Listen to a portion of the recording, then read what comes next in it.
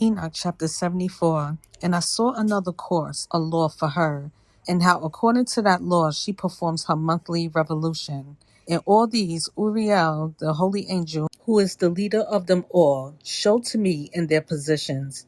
And I wrote down their positions as he showed them to me. And I wrote down their months as they were, and the appearance of their lights till 15 days were accomplished. In single seventh parts, she accomplishes all her light in the east, and in the single seventh parts accomplishes all her darkness in the west. And in certain months, she alters her settings, and in certain months, she pursues her own peculiar course.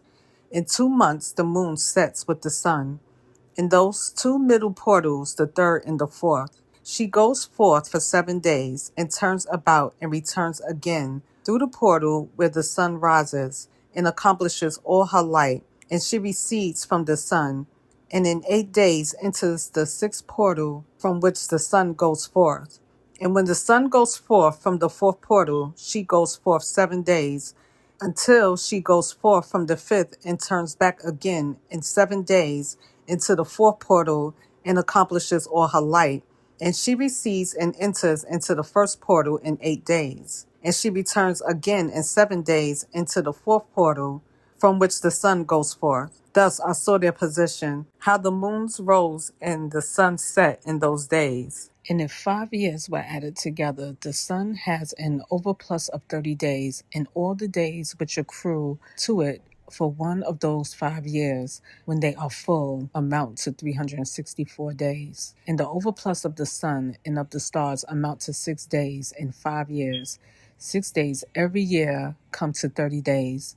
And the moon falls behind the sun and the stars to the number of 30 days. And the sun and the stars bring in all the years exactly, so that they do not advance or delay their position by a single day onto eternity, but complete the years with perfect justice in 364 days. In 3 years there are 1,092 days, and in 5 years 1,820 days. So that in 8 years there are 2,912 days.